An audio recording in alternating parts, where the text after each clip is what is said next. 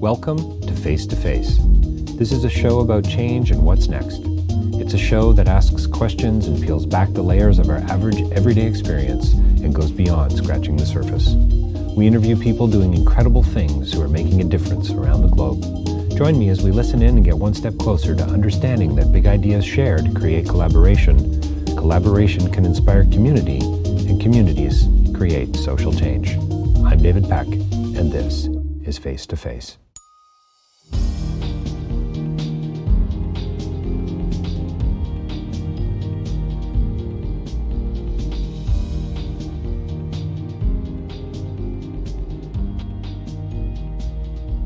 So my next interview is with a returning guest, and it's always a real pleasure to be able to do that. You know, I'm the producer of this podcast, Face to Face, and this was live with Yung Chang, a returning guest from about two Toronto International Film Festivals ago.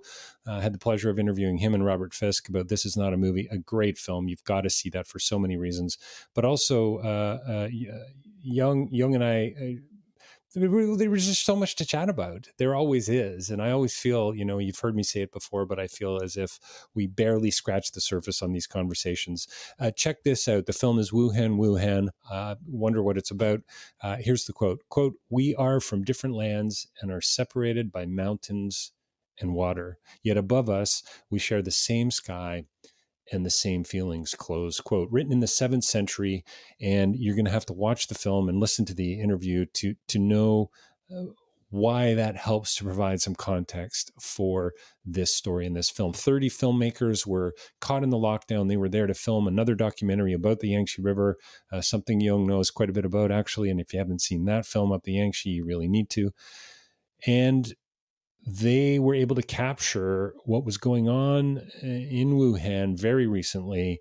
And now Yung and a few others have brought this to us so that we can step into the shoes of others in a very specific, meaningful way. This is a beautiful, hopeful, cathartic, and deeply memorable piece. It's a story that, you know, you're going to want to step into, and you're going to want to see it with others too. I think it almost demands a community-like response. It's again a beautiful, memorable piece.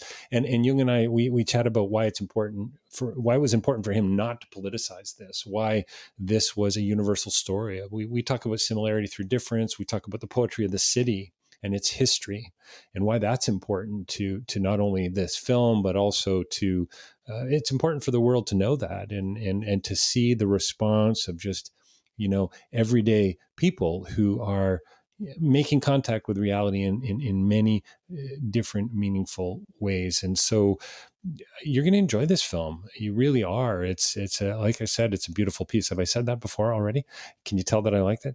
So, and I hope you enjoyed the interview as well. And I had so much fun with Yung, and we always just so we barely scratch the surface on these conversations. And so I think he's bringing together about 300 hours of footage. Can you imagine, from 30 different people, and tying up those loose ends with some cinematic, cathartic thread that people are going to, I believe, revisit for years to come. So step right in.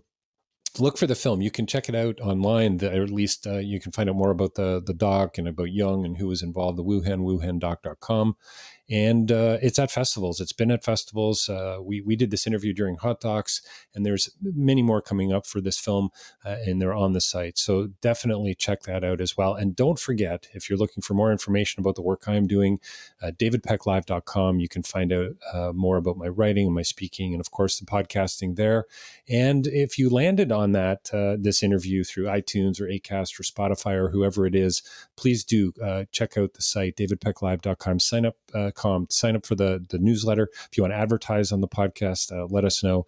We'd love to set something up for you that's meaningful for you as well. And also, can I ask you to leave a review? If you are enjoying what we're doing here, we would so appreciate that. Leave a review for us on iTunes or Spotify, or wherever you choose to listen to podcasts. It all helps as we continue to tell this story and as we continue to tell other people's stories as well. So stay tuned. The film is Wuhan, Wuhan. The interview is with Yung Chang, and don't touch that dial. Coming right up. Well, welcome to Face to Face. We're joined by a very special guest here with us today. And once again, we are digitally face to face, but sadly, we can't actually be face to face. And if I was in London, I think we'd be hanging out at a pub with my H6 recording this conversation live and face to face. Mark Silver's here with us today to talk about his brilliant, important, compassionate, heartbreaking film, 3.5 minutes, 10 bullets, here with us today on Face to Face. Mark, thank you for your time today. Hey, cool. Thanks for having me. So, the film's been out for a couple of years. And I would imagine some of our listeners have seen the film, and I hope in some ways many haven't, and I hope that we're going to get more eyes not only on our interview today and our conversation, but the film and the story as well. Tell me what's been going on not only in your life, but with respect to the story since you not walked away from it, but sort of, I guess, what do they call that? Lock picture?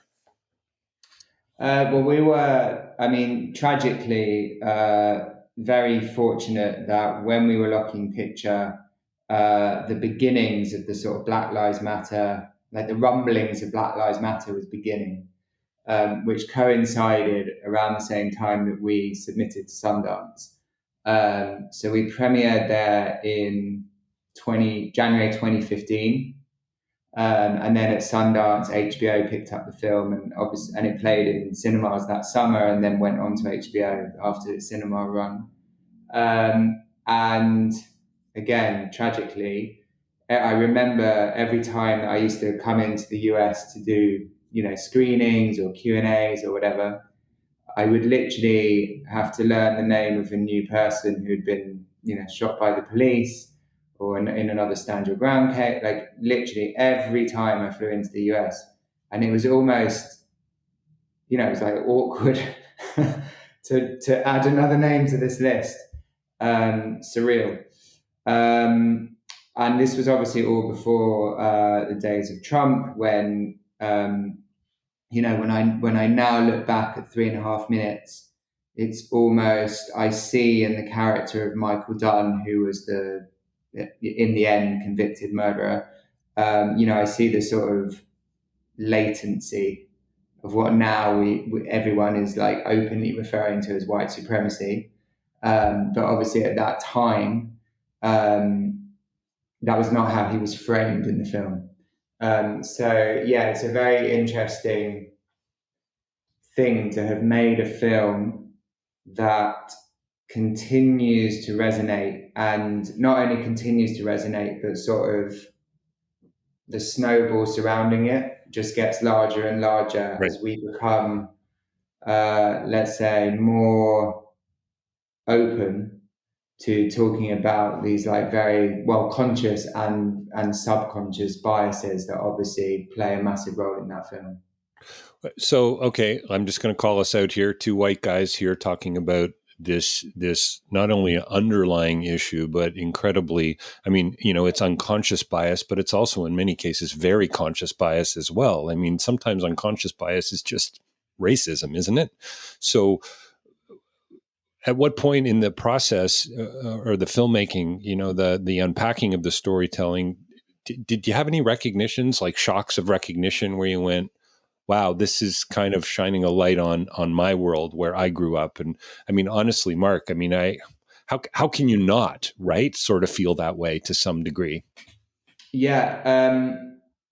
So look, a lot of projects I work on, for right or wrong, or good or bad, take me to, like, I enjoy taking my time, understanding them, seeing it from many different angles, working out like what the core sort of essence of the story is, etc., etc., etc. But genuinely, I remember being sent this article about what had happened to Jordan,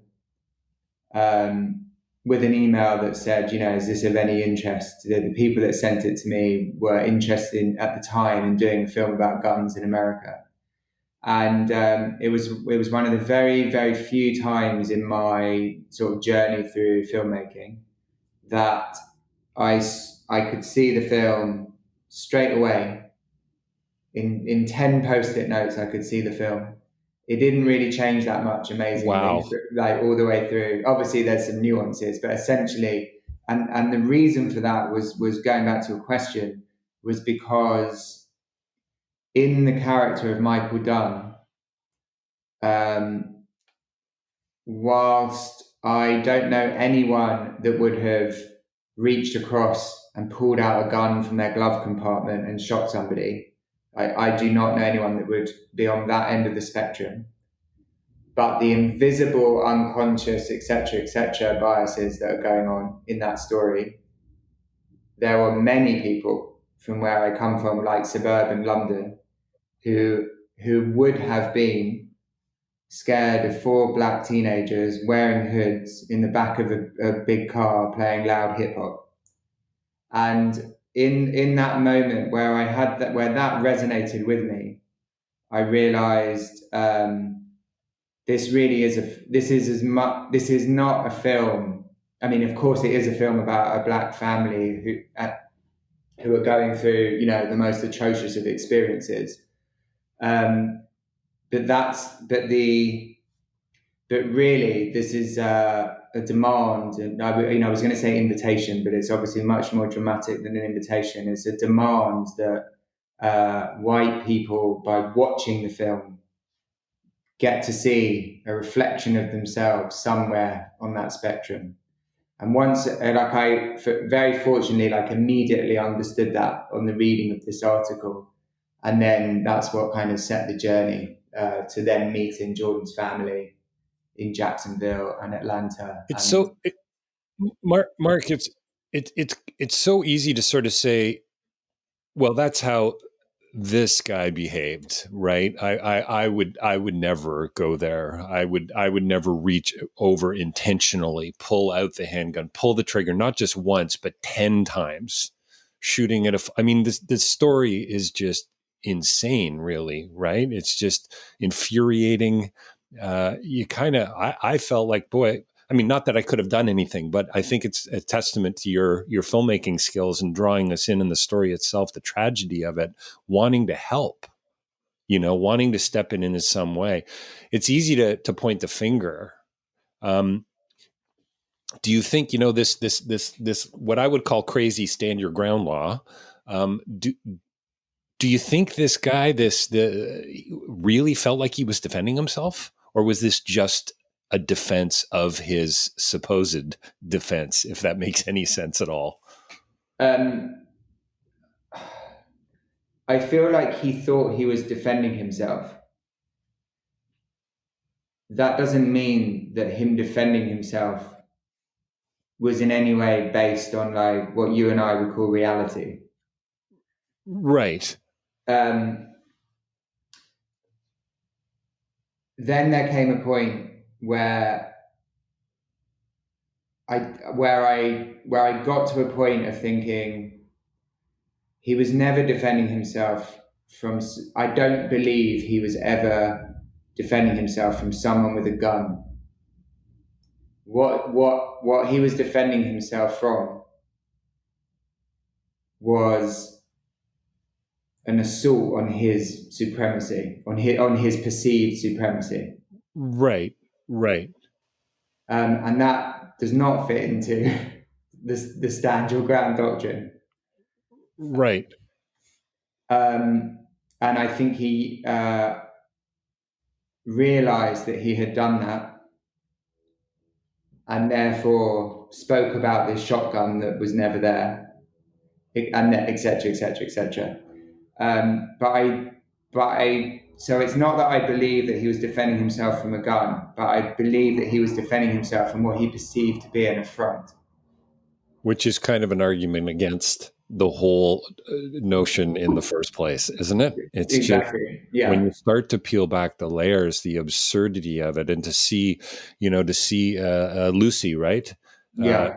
at the end of the film, going, where has this taken her on her path, and now a congresswoman, I understand, Yeah. Incredible, which is no? utterly brilliant, absolutely Yeah. brilliant. I mean, And talk she about would, the way she, I mean, I haven't spoken to her for a while, but the way she spoke to that experience was that in that journey, she still feels like she's parenting Jordan. right, right. Well, she's certainly parenting many others along the way, it seems to me, with this. I mean, those shots at the end of Cruz, and just again the absurdity of, from my perspective, that position. I mean, as a Canadian, you know, the idea of taking up arms against my neighbor is kind of a crazy notion, which I suppose a lot of Americans would say, well, that's partially what's wrong with you Canadians, right? But this is sort of the divide, and you go, how do you get there? Like, I think there's a great question raised near the end of the film, really appeals to me as the philosopher, and I think simply, what's wrong with this country, dot dot dot. And what a beautiful takeaway from your film. There's so much there. And by the way, congratulations on the film. I haven't said it. I know it's a few years late to be congratulating you on this, but this was shortlisted for an Academy. Hey, where can we find out about the film online too? A little aside, obviously they can, folks can look you up on your website. Um, is Yeah, so I've kind of lost track of it the way that different streamers license it. But the last time I got messages about it, I think it's still available on HBO Max. okay? Great. And if you're in the UK, I don't know if, but for anyone in the UK, it's available on Sky. Yeah, I've got global listeners, and I'm sure somebody's ripped it off somewhere too. Yeah, otherwise I'm sure it's on YouTube. Yeah. sorry, Yeah. sorry to admit it, but it I is don't. the To digital be elephant. honest, by any means, I'm very happy with wherever and however. Wherever and whenever you can see it. Have you know? Before we get back to the film, just another quick aside. Have you had success from an educational perspective? Like, have you been able to get into schools and into classrooms and into universities? I mean, I just think there's a campaign here. You know, I mean, there's more than one campaign. Yeah, there was a specific distributor that called Roco, ROCO, and I think they were literally in charge of exactly that. Injecting it into universities and schools and seeing what came of that. Fantastic. Fantastic. What bubbled to the surface at Q and A's for you as you you went to different festivals and different screenings and so on? What were there common threads? I think one thing I remember that always came up was the almost this kind of interesting questions about like the aesthetic of the film. So not just the trial, Right. which obviously we were super fortunate that we were able to negotiate the kind of access that we had to the courtroom, and that was down to the openness of the judge and this Remarkable, really. absolutely amazing. And that in the state of Florida, that's allowed, and in other states, we wouldn't have been able to do that. And we did a kind of deal whereby, because normally they would just their CCTV cameras would just feed into pool media, like mainstream media, and we just basically were like, we'll just put our cameras in there. We'll still send a feed to mainstream media, so they were getting like really good quality footage. Right. But we were also, keeping everything on drives that we would then bring Right. back to the Right. edit. So it was like a win-win for everybody. So that was obviously an interesting. I think the phone calls, which we can get into in a minute, but the Michael Dunn's phone calls, which Yes. Yeah. again in the state of Florida are public access, which The is access, even even the footage in the I don't know what room you would call that, and I'm assuming the police station where they're doing some of the immediate sort of post yeah. Q&A with him, remarkable, kind of creepy, really. Yeah, and I was astonished when I, Yeah. discovered that all of that was absolutely accessible to us. In relation to Michael Dunn, we requested interviews with him, his family, his lawyer, etc., all of which were denied. And I guess in the sort of journey through the edit, what we came to realize with those phone calls was that we were going to be able to craft Michael Dunn's character, probably in a more honest way than if we had done a sit-down interview with him or any of his family members, because what was revealed in those phone calls was like a truer essence of his nature than I think anyone would have got from an Sure. interview. Sure. Just those subtle, those little things that kind of give us all away, really, right? Exactly. Yeah. And exactly the sort of the use and tone of language was more revealing than a sit down interview would have given you. And then the third thing I always remember was um, which I guess like in the so I arrived in Jacksonville and was a little freaked out as a photographer as to like the lack of visual opportunities. Oh dear. Because Okay. obviously for a film, like you're always thinking, how am I going to Sure. represent this visually, You were right? the cinematographer on this film too, Yeah, right? Yeah. yeah. Yeah. Because it was just like roads and shopping malls and Lot gated of palm trees. communities. A lot of Yeah, palm and I trees. was like, oh my God, like I'm not good. How do I like represent? And then obviously over time, I was like, oh no, of course, this aesthetic is part of the problem of why people remain separate and why Michael Dunn and Jordan's worlds would never have crossed on the street, because that's how this city is designed to segregate people. And then, so it's no surprise that one of the only places that they would ever intersect was in a gas station car park. And once I understood that, I realised that my initial sort of anxiety about the lack of visuals was actually the core visual aesthetic, and that always came up as well in Q and A's. That was always like Well, very you know, interesting to talk about. you're establishing shots right after we meet Lucy and Ron at the beginning of the film, when they tell the beautiful story of how they named Jordan and crossing the river, and oh my, right, and then your gorgeous shot of us going over the bridge. Was that um, a nod towards that segregation, would you say? As well as, let's cross this bridge together. It's time that we went over to the other side. I mean, It was, it's yeah, lovely, lovely stuff. it was everything, and amazingly, that first scene with his parents. So that was the first conversation I ever had with them. And in all honesty, I hadn't intended on using any of that conversation. Like Right, just sort of like research. yeah, it was yes, exactly. It was a research interview that I hardly even looked down the camera, because it was much more important that it was like eye to eye. Interesting. Yeah. Yeah, and you know, I always find it's a kind of running joke with me and the guy that I edit with, that we'll always have an amazing first scene that then by the time we finish the film, we end up deleting that first scene and having to put something else in there. So we Interesting. had this completely different first scene, which I think was oh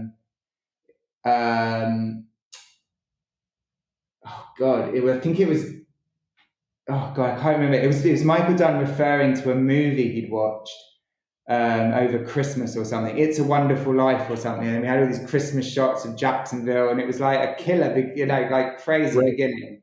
But then by the time we'd like circled round to finishing the film and went back to the top, we just started like looking at Ron and Lucy's this conversation again, and it just was so untechnical and so just, it was just literally a humble human to human conversation, and I don't, just tonally it just felt like completely right to put that there. And why on earth would like Michael Dunn own the opening scene? It was just like, oh, done with that, delete. Right. Right. Yeah. There's some metaphorical power in it as well, right? Just the symbolic gesture of it alone, you know, filmically, I suppose, but also just narratively as well. How much fear was fear palpable in the city for you? I mean, is this not the murder capital of Florida? I mean, I remember being in Jacksonville many years ago. You know, what did you say? A city designed for segregation, something like that. Don't let me put words in your mouth, Mark. But I think I've certainly felt that before. And cities are not necessarily designed for What's your sweatshirt say there? Choose love. Yeah. I'm not sure architects are thinking about, you know, love and community and relationship when they build roads and demography and so on. And maybe that's also a beautiful takeaway for us as well, right? Isn't it wonderful Yeah. to reflect on the implications of that as well? But anyway, love to hear your thoughts on that. Yeah. So when I say segregation, I mean I don't mean that in like the loaded sense of like black versus white. Right. Because it's across all. It's class. It's consumerism. It's Sure. like at all strata there's segregation, and What did Brecht call it? The fourth wall. right. So, but it was also just very experiential. It's like Mm, I can't. I can't. There's no streets to walk down. There is no community there. You know, everything has to be got to by a car.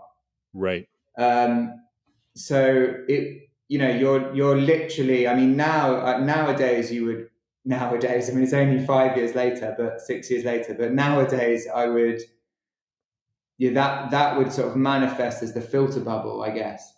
But back then it was like this is a physical filter bubble. Like I am bumbling around in my car, not connecting to any other human being, and my only interaction with other people is when I stop to buy stuff, and that's Right. just cannot be good, right? For that's not a fertile ecosystem. No, no, that's very funny. Yeah, the only time I interact with other human beings is when I buy something. Yeah.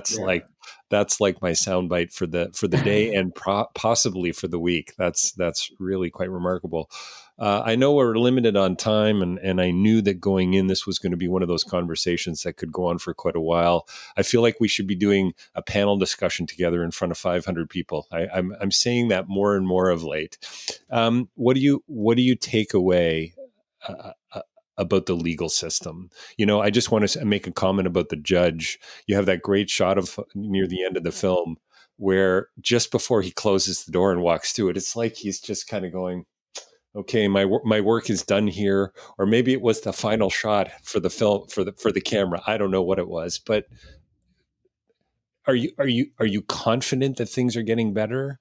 Do you walk away saying justice was served, you know, in a good way?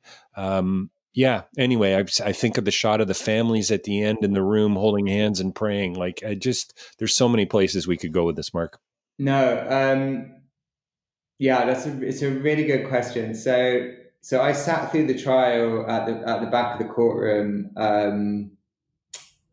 and I think I even texted a friend from the back of the courtroom, and it was so I realized, and I've never, I know nothing about the law, or I'd never been in that environment before, so it was totally fresh for me, and yeah, I got to this point where I realized, Jesus Christ, like justice is, at least in this experience, justice is based on who is the best storyteller. Wow. Um, and certainly for the first trial, well, I won't give, do a spoiler, but for the first trial, the defense lawyer uh, was, through his storytelling, was able to sow enough doubt in the minds of the jury, that allowed a not guilty verdict, not guilty of first degree murder verdict. And that storytelling does not represent truth. So when I'm sitting there for a couple of weeks at the back of a courtroom, very claustrophobic and very confined to just like these intimate, I bet. human nature bits and pieces of different people in this courtroom with no natural light, it's like not a photographer's dream environment. But that kind of juxtaposition of justice versus truth, sorry, storytelling versus truth, justice versus truth, um, was very shocking. It was Yeah, very shocking.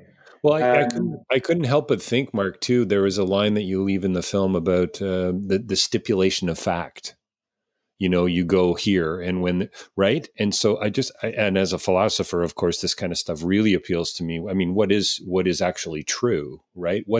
Is a fact true, right? well, I mean, Right? What? again, like now, years later, post Trump, who knows, facts, truth, fake news, alternative facts, etc., Sure, etc.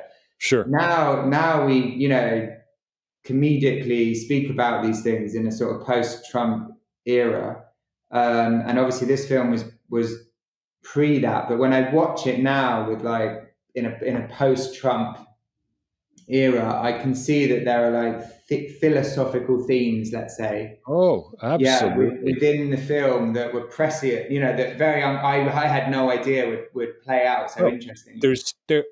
like any great film and any great doc, any great story, there are layers. There's so much going on in this film and this story, and I mean, it's one of those that'll be returned to. It seems to me for years. You know, you had such intimate access. In a way that others, other stories, even about this story, would probably have, right, or have had the ability. It always makes me wonder too what you left out Mm. in a story like this. You know, how critical might that have been to telling a different story or a new story? Well, I mean, the big thing we left out in the edit, um, to be honest, was really just more pain. Mm, Like there were so many more scenes of pain for Jordan's parents, um, that there came a point where we had to find the fine line right. where parents could express their pain, retain their dignity, um, not for us not to abuse the trust in Totally. making that judgment about where that line is. Well, there's ethical decisions. I think another filmmaker might have included it because it would have upped the emotive ante or something, And I think, yeah, no, I would say, yeah, wise calls for sure.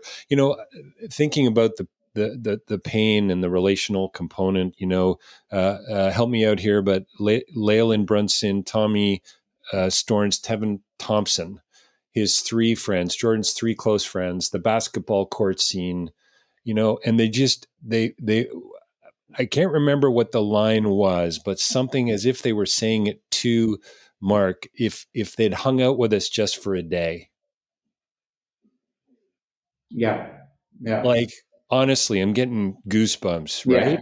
If yeah, they'd related to us and maybe shot a few baskets with us on the court, yeah, things would be different today. And I mean, is yeah, that like, okay, how about make a 10 episode series about that? Just yeah, that alone. Can we call Jeff Skoll together and see if we can find funding for this one? yeah, Is that a yeah. possibility? Yeah, I mean, like exactly that. Like when I first met those guys, and I think we did a conversation in the back of a car, and then the basketball court, and then I went Right. to, hung out at Yeah. their houses or whatever. Yeah. Um, and it was, I mean, not it was literally just like hanging out with some dudes, you Yeah. know, Yeah. It's good. who also I thought had such an amazing unconscious sense of humor. I mean, there was one line in there about tongue in cheeking the struggle. And they're like, look, our struggle was never about race. Our struggle Right. was something about like finding girls on Facebook or That's something. right. It's like, That's right. Yeah. Yeah. you know, that's where they were at, as all teenagers should be, which makes it, doubly as tragic that they went through that experience. I love, just from a filmmaking perspective, I love what you said, and we don't have probably time to go into it now. I know we got to wrap up in a couple minutes, but you saw the film in 10 post-it notes. Is that a testament to the clarity in the story itself, do you think, your experience as a filmmaker, or just what you really wanted to say? Maybe they're all kind of the same question, I suppose. Um,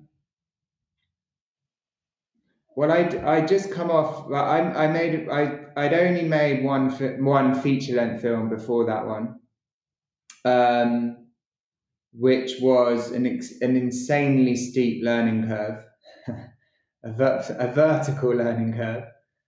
Um, and I had learned so much in the experience of making that film that when this article landed in my inbox, um, it was almost a sort of cathartic juxtaposition to the experience I'd just come out of for a few years.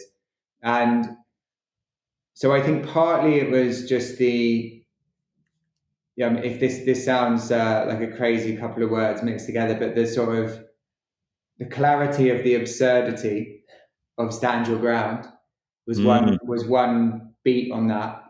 Um, but as we were talking about earlier, I think the recognition that there is the recognition that I really wanted to investigate um, how the film, how to make the film for white audience. No, I mean, no, it's obviously for everyone, but I mean, like in particular for white audiences, um, to use it as a catalyst to be able to like reflect on their own biases. That was very clear from that first reading of the article, and how Michael Dunn would have to be not this sort of boogeyman from the outset. Like you would need to craft his character in the same way that you, as the jury, would not Sure. know anything in the beginning of the trial, but by the end could make a decision. Like I wanted the audience to be able to, as best as I could, go through that similar experience rather than just have him as like guilty before we even know what the story is. And that was not necessarily because I have any care or empathy for Michael Dunn. It was more that if I don't want a white audience to put up defenses from the very beginning.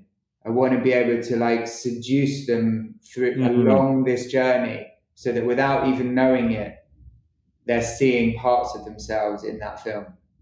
Yeah, isn't that a beautiful thing about any kind of filmmaking or storytime or storytelling or art? It's about trying to, I hope, that create that empathy, step inside a little bit the situation. I love that you tried to make me a jury and a member in a way, and I mean, I reflected on your shots of the evidence early on too, heartbreaking shots of Jordan's clothing that he was wearing and so on. It's And one of that. It's amazing you pick up on that because again, like many years later now, I still work with Emiliano, who was the editor, um, and I think that scene where I think I haven't watched the film in a while. I think it's his mum Lucy says in a different location what happened to Jordan, and then the next scene is this evidence coming out in the courtroom. Um, and I don't mean this in any egotistical way whatsoever, but that moment is probably one of like the the most. I mean, even now I can get a lump in my throat talking about it. mm, It's like one of the most touching moments I've ever been able to craft in a film. it's a beautiful, meaningful Yeah, few. It's only what is it? I don't know, it's 25 second nothing. piece right in the Yeah, film. Isn't that remarkable? That yeah, you're as the filmmaker getting the lump in your throat. yeah, Imagine what it's going to do for audiences who have yet to see it and yeah, have already. Hey, tell us, brag about the film a little bit. Social Impact Award, I think. Um, yeah, Shortlisted for an Oscar. I mean, come on.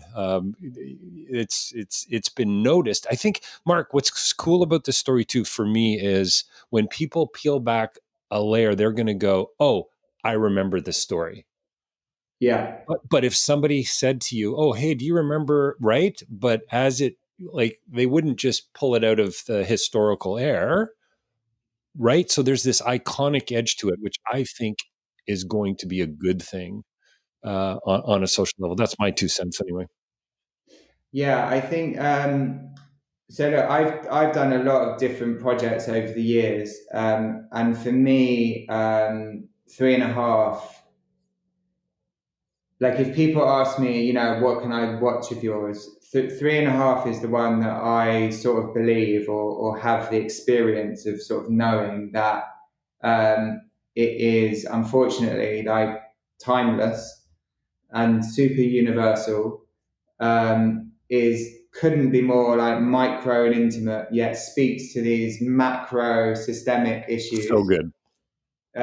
So for me, I like many of my other works I can criticize to the cows come home. Like I can pull them apart. I would make them in different ways, etc., Right. etc. Right. But this film, I feel, is just like it is like a solid, good film. It's good. Which yeah, and it completely stands the test of time, and in a really, again, completely tragic way, perhaps resonates even stronger, Yeah. like as we move away from when the incident happened. And we can read it in different ways the further and further we move from that Absolutely. moment. And actually, I'm not even sure in like now whether I would have even, I would have been perceived as someone who shouldn't be making that film. A Right. white blonde guy from London. Right. Why were you making that film? Of which, frankly, I can totally answer because I still think that film is a litmus test, for white audiences. So I think there is every justification that someone like me can make that film. But yeah, I don't know.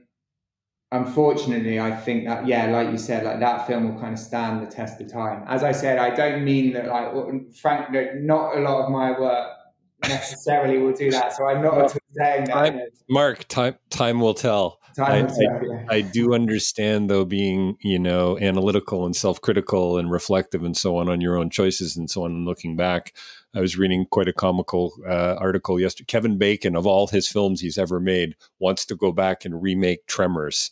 I don't know if you remember that, but for the love, Anyway, I think it will stand the test of time, and I am so thrilled you made it. And I hope other films are made about this story and will continue to be made about the narrative. That's for sure. We can only hope there, and I trust that it will shift minds and hearts. It's going to be seen as an academic document to me, and a historical piece, and that's super cool. And forget about the cool factor; it's super important. That's what I meant by saying super cool. Yeah. So thanks again, and congrats, and what a pleasure chatting with you today. And I really, truly, man, I wish we could have done this at a pub, and I'm pretty sure I would have had maybe a steak and kidney pie for lunch. I'm not sure, something along those lines. Yeah, we've been chatting with Mark Silver today, director of 3.5 Minutes, 10 Bullets. Mark, thanks for your time. Really, really appreciate you joining me on Face to Face here today. No, again, man, thanks for having me. That was lovely. Thank you.